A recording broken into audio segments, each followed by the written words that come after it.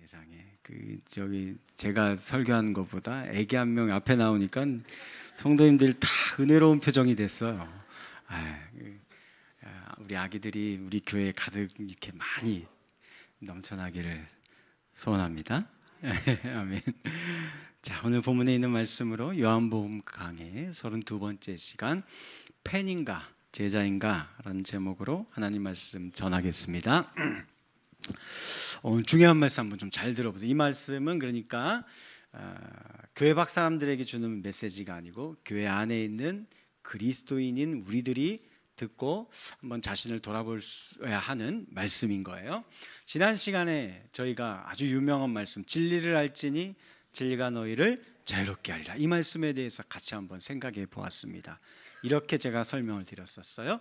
날 때부터 눈을 보지 못한 사람들이 마치 코끼리를 부분만 만지고 이해하는 것과 같은 어둠의 삶이다. 혹은 어린 코끼리가 어려서부터 쇠사슬의 발목에 묶여 있으면 그 한계를 벗어나지 못하여서 이렇게 늘 살아가는, 우리가 마치 그와 같이 죄의 사슬에 묶여서 살아가는 그런 인생이었는데, 예수님이 빛으로 어둠인 우리 인생에 찾아와 주셔서 우리의 눈과 귀를 열어주셔서 하늘이 있음을, 하나님이 계심을 알게 하시고, 우리의 인생은 그저 흙으로 왔다가 흙으로 돌아가는 아무 무의미한 인생이 아니라 하나님께 보냄받은 귀한 인생들이라는 것을 깨달아 알아 자유한 삶을 살게 해주시는 것이다 라고 제가 말씀을 드리면서, 마지막으로 예를 제가 삼손의 예를 이야기 드리면서, 그가 사사들 가운데 가장 큰 힘과 능력과 은사, 기술 이런 거 갖고 있었던 사람이죠.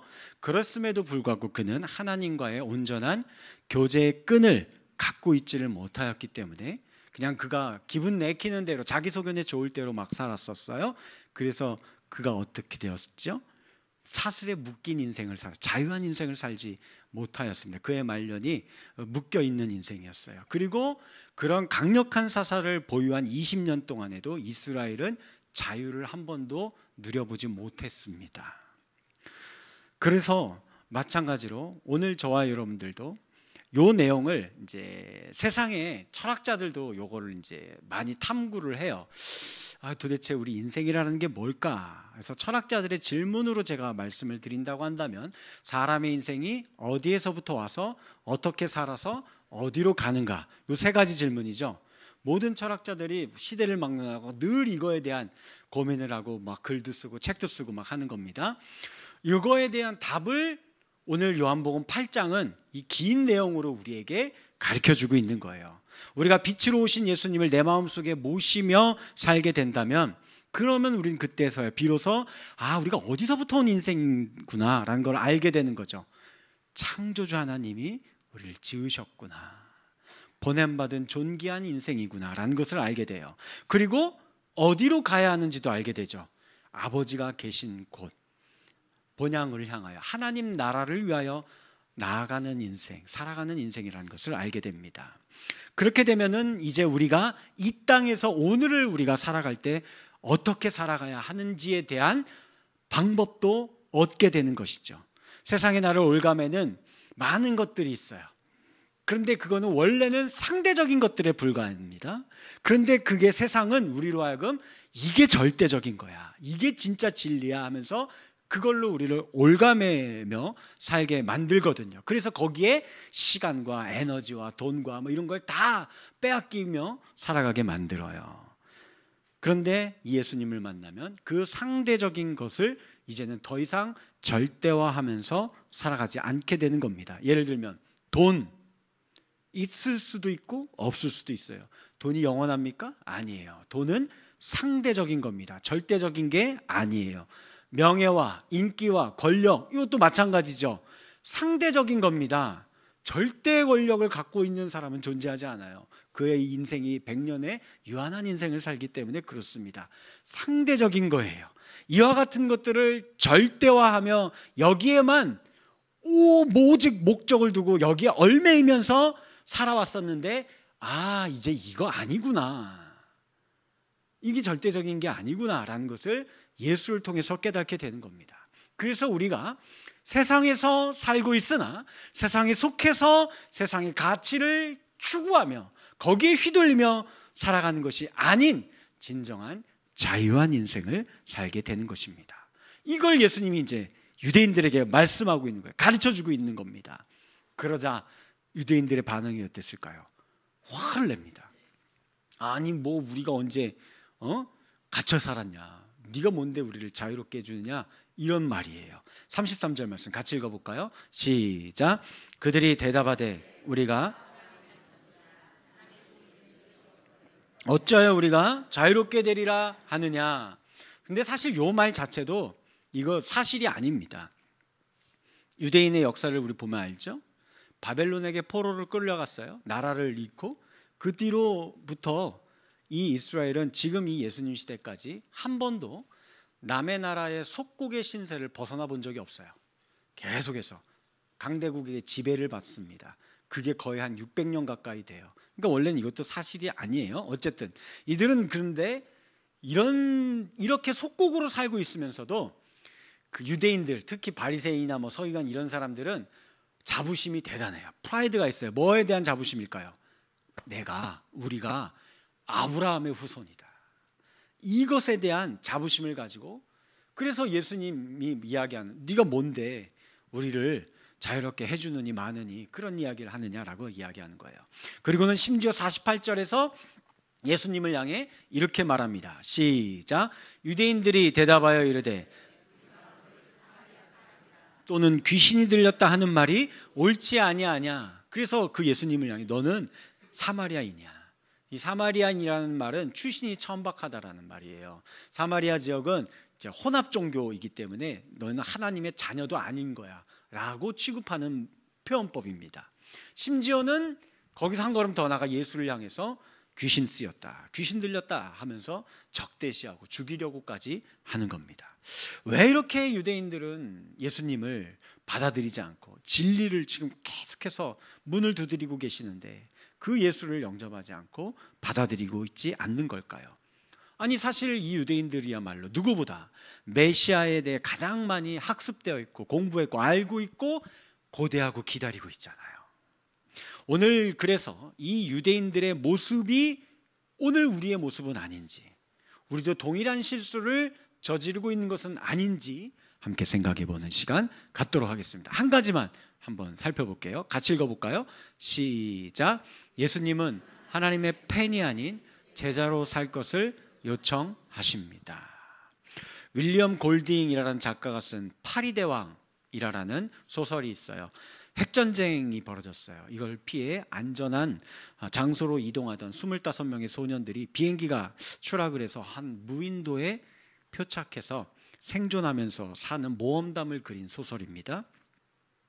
처음에는 서로 막 이렇게 막 도우면서 협력하면서 살지만 그러다가 뭔가를 이제 갖추게 되고 먹을 것이 생기게 되고 이러다 보니까 인간의 내면의 어두움이 드러나는 거예요.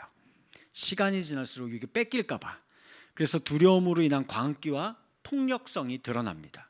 상대방이 나를 해칠지도 모른다라는 불안과 두려움이 찾아온 거예요. 그래서 결국은 이 소설이 말하고자 하는 것은 인간은 적을 만든다.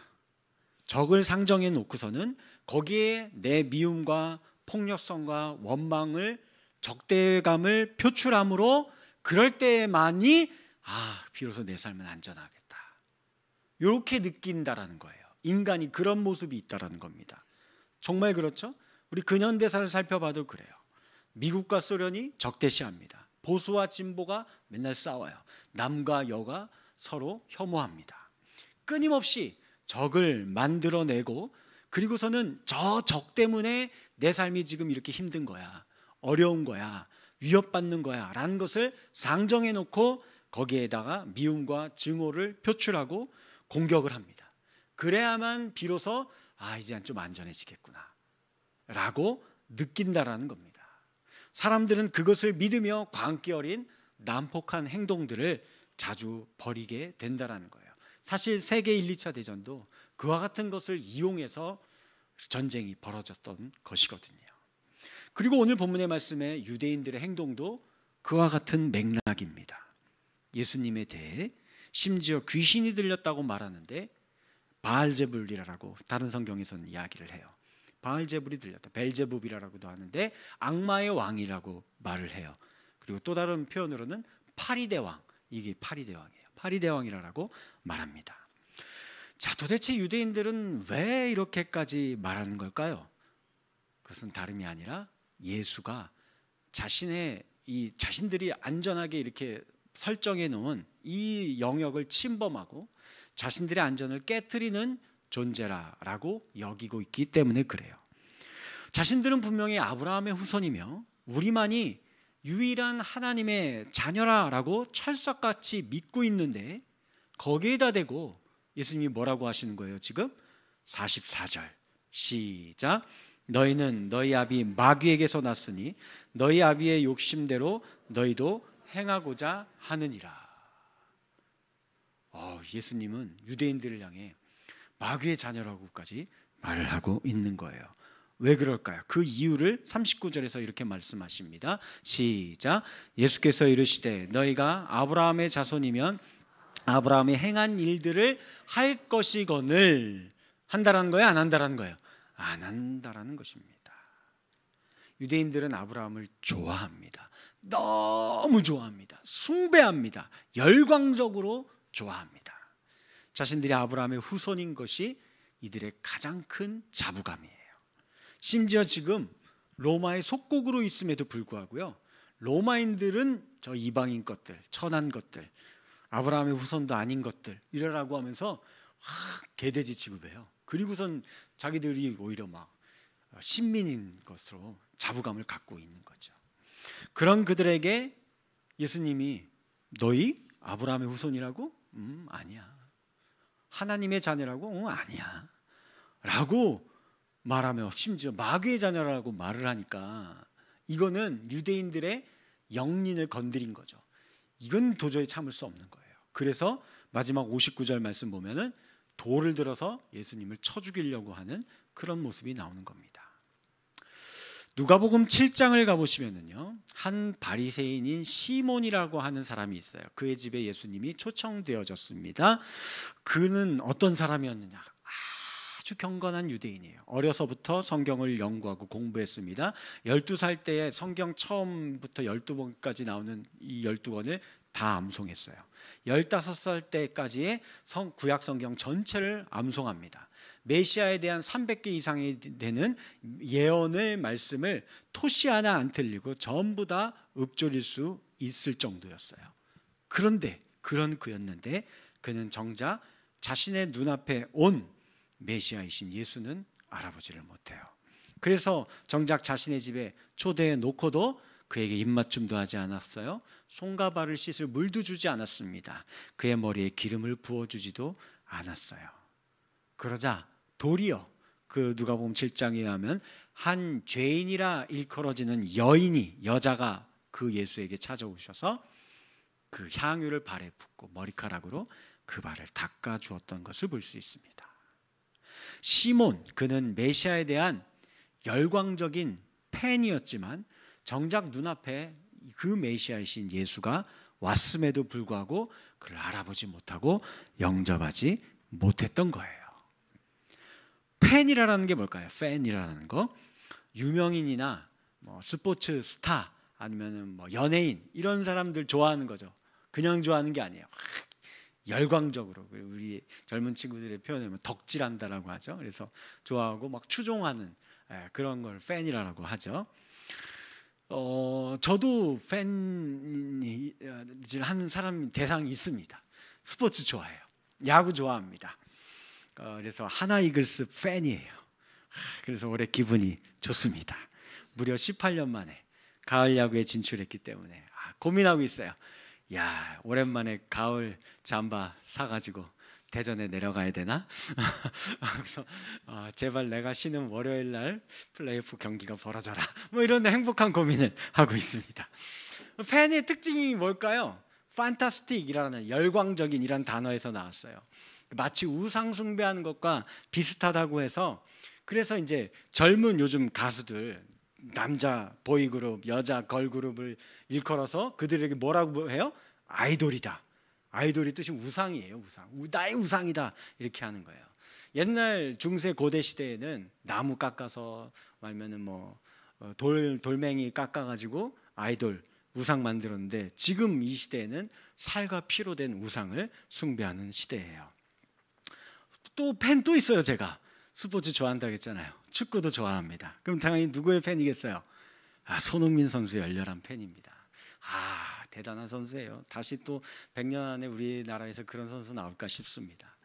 잉글랜드 프리미어 리그에서 무려 득점왕을 했어요. 제가 그때 그 토트넘 경기가 새벽에 주로 많이 하거든요. 새벽 1시, 2시, 3시 막. 그래도 자다가 알람 맞춰놓고서는 알람 조용히 많이 울리기 전에 빨리 끄고서는 조용히 나가요. 아내가 깨면 안 되잖아요. 조용히 나가갖고 막 보다가 골 넣으면은 소리 내면 안 돼요. 소리 내면 안 돼요. 막 이렇게 세레머니 막 나도 하고 막 이러는 거예요. 왜 그러는 걸까요? 현대 세계에 왜 이런 팬 문화가 발달한 걸까요? 뭐 여러 가지 이유를 말할 수도 있겠지만, 아마도 우리의 현대인의 삶이 그만큼 힘들어요. 지치고, 그리고 나는 그런 거 못 하잖아요. 그러니까는 그 스타들을 보면서 대리만족, 감정이입을 하는 거예요. 스포츠 스타를 보면서 제가 지금 축구하면 어떻게 될까요? 예를 들면 제가 그 토트넘 핫스퍼 경기장 이쪽 골대에서 저쪽 골대까지 한번 막 뛰어갔다고 해보세요. 한 번 뛰면 이제 전 끝이에요. 더 못 뛰어요. 이제 거기 주저앉아가지고 헥헥대면서 막 털퍼덕 막 뒤로 벌러덩 누워 있어야 될 겁니다. 그러나 손흥민 선수는 그렇게 하지 않잖아요. 그래서 그 운동 선수의 모습을 보면서 마치 내가 그 사람이 된 것 양 빙의를 하는 거예요. 그래서 막 기분 좋아하고 이렇게 하는 거죠. 혹은 드라마나 영화에서 배우들이 막 재벌가의 막 아들, 막 그렇죠, 뭐 왕자, 뭐 이런 거, 꽃보다 남자, 막 이런 거 이제 하면서 내가 거의 여주인공으로 빙의를 하는 거예요. 막 그래서 그 환상적인 세계에 사는 것처럼 내가 잠깐 그거 볼 때는 느끼는 거죠. 그들을 보고 있으면 어쩐지 자기도 그 세계에 속해 살고 있는 것 같습니다. 이런 거예요. 이게 팬 문화예요. 나쁜 걸까요? 뭐 그렇게까지 나쁘다라고는 볼 수 없어요. 우리 메마른 삶에 활력을 주는 요소로 작용을 하니까요. 자, 그런데 이게 신앙의 요소에 작동을 하면 이건 심각합니다. 문제가 대단히 커집니다. 우리 신앙생활이 점점 갈수록 이 팬 문화와 비슷해져 가고 있다라는 것입니다. 오늘 본문의 유대인들이 사실 그런 모습이에요. 아브라함을 열광적으로 좋아하고 추종하지만 그의 삶과 신앙은 따르지 않는 거예요. 팬으로 하는 걸 내가 그의 감정이하고 좋아하고 그가 경계하는 거에 박수 쳐주는 것이지, 내가 손흥민의 삶의 가치관을 내 삶의 가치관으로 가져오는 겁니까? 그런 거 아니잖아요. 그래서 39절에서 예수님이 유대인을 보고 안타까워하시면서 하신 말씀이 있어요. 그 아까 읽었던, 너희가 아브라함의 자손이면 아브라함이 행한 일들을 할 것인데 너희는 그걸 하지 않는다. 이들은 아브라함의 열광적인 팬이었지 아브라함처럼 행하지는 않았던 거예요. 이 부분에 대해서 좋은 인사이트를 주는 카일 아일들먼이라는 신학자가 있어요. 그가 쓴 책이 Not a Fan이라는 책이 있고 한국어로 번역됐어요. 한국어 제목은 팬이냐 제자냐, 팬인가 제자인가 라는 제목으로 번역되어 있어요. 여기서 이야기하는 것들을 갖고 제가 오늘 본문의 말씀과 대입해서 한번 이야기를, 저렇게 정리를 제가 한번 해봤어요. 먼저 팬과 제자의 차이가 뭐냐? 따르는 이유가 다릅니다. 팬은 자신을 위해 교회에 나오고 신앙생활하고 예수를 믿고 기도하는 것도 다 누구를 위해서요? 나 자신을 위해서 하는 거예요. 나 자신을 위해서. 그래서 내가 유명한 교회에 다니는 것이, 이것도 자부심일 수 있고, 우리 목사님 설교 잘하고 유명하신 분이고 TV에도 나오고 막 책도 수십 권 썼고, 이게 내 자랑이 되는 거예요. 제자는 예수님이 하나님을 위해 이 땅에, 하나님이 예수님을 이 땅에 보내셨잖아요.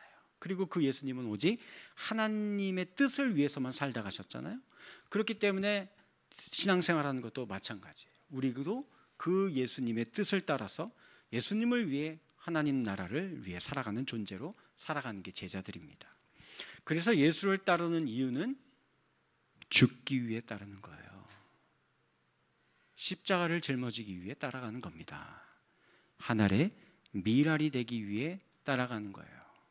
여러분들이 살기 위해 따라가는 게 아니에요. 물론 죽는 자가 살게 될 것이다라고 말씀은 하셨지만요.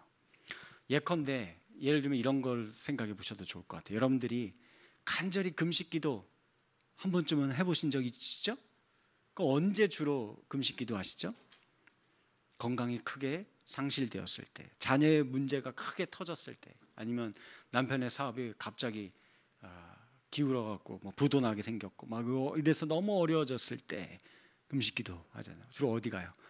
강남 금식기도 좋아요. 가보세요. 저도 자주 가고 했었는데 예전에. 많이 가서들 기도를 하고 하십니다. 잘못됐다는 게 아니에요. 그거 가지고 기도해야죠. 안 하는 것보다 훨씬 좋습니다. 그러나 항상 그런 목적으로만 간절하게 금식하며 기도하는 거예요. 여러분들, 하나님 나라를 위해, 교회를 위해, 이웃을 위해 내 옆에 성도가 죽어가고 있어요. 갑자기 안 보이고 마음에 상심이 있어서 교회를 떠나 있어요. 그러면 그 영혼을 위해 금식하신 적 있어요? 그 영혼을 위해 금식하러 기도원에 올라가신 적이 있느냐고요. 예수님의 말씀대로 살아가기 위해 간절히 주께 금식하며 기도하고 간구하고 있는 것인지, 아니면 예수님의 말씀이 아닌 내 뜻을 관철시키기 위해서, 아니 나 굶어요, 나 굶어 죽어요 그래서 협박하면서 이렇게 기도하시는 것인지 생각해 볼 필요가 있습니다. 또 신앙의 주체가 팬과 제자가 다릅니다. 팬은 자신의 힘과 지식으로 신앙생활을 해요. 그래서 경험이 중요해요. 내가 교회 수십 년 믿었고 내가 목사인데 해서 내가 공부했던 거, 이걸로 판단하는 겁니다. 그래서 유대인들이 예수님에 대해서 보지도 않고 말하잖아요. 나사렛 출신이라며, 그 나사렛에서 무슨 선한 것이 나겠느냐 라면서 아예 예수를 메시아 후보군에서 배제시켜 버립니다. 반면 제자는요, 내 힘이 아닌 성령의 능력으로 신앙생활 하는 사람들이에요. 예를 들면 이런 거예요. 공항에 가보시면 무빙 워커라는 게 있어요. 그러니까 이제 해외로 여행 갈 때 막 짐 많이 싸잖아요. 캐리어 막 2개씩 있고 가방도 막 메고, 근데 애기도 있어갖고 애기도 들쳐업고 막 뛰어가는 사람이 있어요. 반면에 그 짐을 아이도 다 무빙 워크에 내려놓고서는 유유히 그 길이 인도해 주는 대로 목적지를 향해 가는 사람이 있는 겁니다. 신앙의 주체가 내 힘과 지식이 되지 말고 성령의 능력을 의지하는 것이 이런 거예요. 참제자가 되는 겁니다. 그것은 바로 우리의 이 연약함을 인정하고 내려놓는 거예요. 우리는 어둠에 거하는 존재라는 것을 인정하는 겁니다. 빛은 예수님밖에 없어요. 그 빛 앞에 우리는 어둠으로 우리가 갖고 있는 수고하고 무거운 짐을 가지고 가서 내려놓아야 해요. 내가 바로 다른 사람이 아니라 내가 바로 그 가늠한 여인과 같은 존재라는 것을 알고 그 예수의 발 앞에 나와야 하는 겁니다. 그렇게 우리의 약함을 주님 앞에 고백하며 내쉬면은 그 다음에는 성령 충만을 들이마실 수 있게 되실 수 있을 것입니다. 세 번째, 또 팬과 제자의 차이가 관계의 차이가 있어요. 팬은 내가 얼마나 예수에 대해서 많이 알고 있는가, 그것이 중요해요. 그래서 내가 아는 만큼 의무감으로 교회 생활하는 거예요. 신앙생활을 하는 겁니다. 그러나 제자는 그렇지 않아요. 내가 아는 게 없어요. 아무리 신앙생활을 오래 해도 내가 아는 게 없어요. 더 중요한 것은 그저 오늘도 예수님 안에 거하는 거예요. 예수님과의 관계가 중요합니다. 아버지가 내 안에, 내가 아버지 안에 거하는 것이 가장 중요해요. 예컨대 이렇게 설명드릴 수 있을 것 같아요. 남편과 아내가 있어요. 아내가 남편 아침에 출근하기 전에 밥을 해주는데 굶겨서 보내면 건강 상할 수도 있고 먹여 보내야 아프지 않고 나가서 열심히 돈 벌어오니까 의무감으로 돈 벌어오라고 해주는 거예요. 그 밥이 맛이 있을까요? 배고프면 맛이 있겠죠. 그러나 사랑이 없어요. 반대로 또 남편도 마찬가지예요. 남편도 아내의 생일, 결혼기념일, 또 장모님, 장인어른 생신 이런 거 핸드폰에다가 다 이렇게 알람 설정 다 해놓고 꼼꼼히 적어서 챙깁니다. 왜 그럴까요? 그래야 용돈이 안 끊기거든요. 의무감으로 이거를 해야 하는 거예요. 신앙생활도 이렇게 의무감으로 하는 겁니다. 예배하고 헌신하고 봉사하고 헌금하는 것이 이게 의무감이에요. 그래야만 복 받는다고 저 목사가 설교하는 것 같아요. 그래야만 구원받는다라고 이야기하는 것 같아요. 그러면 해야지. 그래서 그런 의무감으로 하는 거예요. 반면에 이런 의무감이 아니라 사랑하니까. 그래서 아내가 내가 좀 더 남편보다 일찍 일어나서 남편 조금 더 잘하고 깰까 봐 막 달그락달그락 하면서 막 신경질 내면서 하는 게 아니라 조용하게 밥 안 치고 그리고서는 된장찌개 끓이면서 그 남편에게 사랑스럽게 그리고 밥을 먹여서 또 출근 보내고 하는 겁니다. 남편도 마찬가지예요. 아내를 아직도 너무나 사랑하기 때문에 그 결혼기념일은요 아내에게만 소중한 날이 아닌 거예요. 남편에게도 최고의 기쁨의 날인 거예요. 내 사랑하는 이 여인을 만난 날이, 그래서 결혼한 날이잖아요. 그러니까 남편이 더 신났어요. 준비하는데 막 신나서 올해는 어떤 이벤트를 준비할까 막 이러고 하는 겁니다.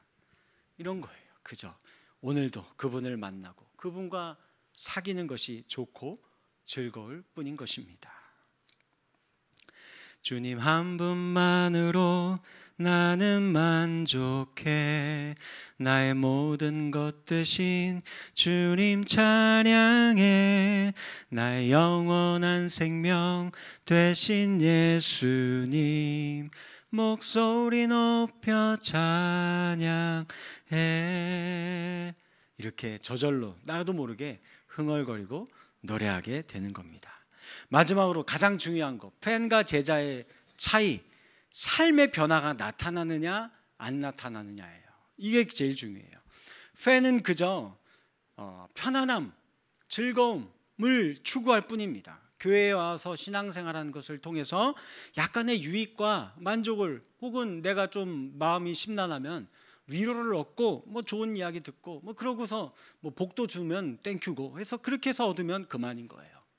대신에 뭐는 절대로 안 돼요? 내 삶은 노터치예요. 내 삶을 바꾸려고 하면 안 돼요. 내 삶의 패턴을 바꾸려고 하면 안 됩니다. 내 성격을 바꾸려고 하면 안 돼요. 내 생각과 주관을 감히 건드리려고 해. 이거는 예수가 아니라 예수 할애비가 와도 용서가 안 되는 겁니다. 안 바꿔요. 절대로 안 바꿉니다. 그러나 제자는요, 그렇지 않습니다. 첫 출발부터가 기존의 내 삶이 싸그리 몽땅 다 잘못된 것을 아는 것부터 시작하는 거거든요. 나는 철저히 어둠 속에 있었구나 라는 것을 깨달은 거예요. 완전히 잘못된 인생임을 깨닫고, 그래서 이제는 예수의 십자가의 길만이 내가 살 수 있는 유일한 길이라는 것을 고백하는 겁니다. 그동안 살아왔던 내 삶을 완전히 끝내고 멈추고 다시 새롭게 시작하는 거예요. 성경은 이걸 뭐라고 이야기합니까? 우리 니고데모와의 대화를 통해서 배웠잖아요. 이게 중생이에요. 이게 거듭남이에요. 이게 진정한 구원입니다. 내 삶이 완전히 잘못되었음을 A부터 Z까지 단 하나도 남김없이 전부 다 뜯어 고쳐야 되는 것임을 하나님 앞에 고백하는 거예요. 그리고 그 예수님을 통해서 다시 시작하는 겁니다. 이게 제자예요. 계란 있죠, 계란. 닭이 낳은 계란. 이걸 생각해 봅시다. 달걀은 겉에 딱딱한 껍질로 되어 있죠. 그 안엔 생명이 있어서 그걸로 보호하죠. 바이러스나 또 외부의 뭐 충격이나 이런 것에. 그러나 그 안에 있는 생명이 이제 암탉이 품어서 점점점 이제 이렇게 분화하고, 그래서 이제 병아리가 된 거예요. 그래서 병아리가 돼서 생명으로 태어나려면 어떻게 해야 돼요? 껍질을 깨고 나와야 되잖아요.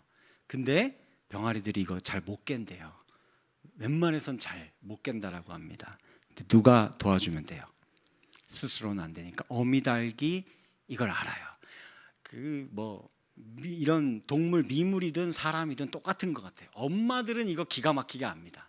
그래서 부리를 가지고 그 껍질을 탁탁 쪼아줘서 균열을 내줍니다. 깨뜨려줘요. 그러면 그때서야 비로소 병아리가 이제 자기가 그걸 부수고 나올 수 있다라고 합니다. 마찬가지예요. 예수님이 우리 안에 생명을 일깨워 주십니다. 더 이상 죄와 어둠 가운데 갇혀 살지 말라라고 말씀하십니다. 그래서 예수님이 친히 이 땅에 그리고 저와 여러분들에게 찾아오신 거예요. 그리고 우리의 삶을 변화시키실 것입니다. 이건 말씀이 율법의 의무를 지켜라 이걸 이야기하는 게 아니에요. 제가 예전에도 설교 드렸잖아요. 닮아가는 거예요. 부모가 자녀를 닮아가는 겁니다. 예전에는 우리가 마귀의 새끼인 줄 알았어요. 세상의 가치관대로 살아야지만 우리가 사는 것이고 성공하는 것인 줄 알았어요. 이제 예수를 만나면 그것 다 틀렸구나, 이거 잘못된 것이구나, 거짓의 아비에게 속았구나 라는 것을 깨닫고 이제는 하나님 편에 서서 따라가는 겁니다. 하나님을 닮아가는 거예요. 그게 예수를 만나는 것입니다. 아브라함의 행위를 떠올려 보시기 바랍니다. 아브라함이 그가 뭐 대단한 사람이었습니까?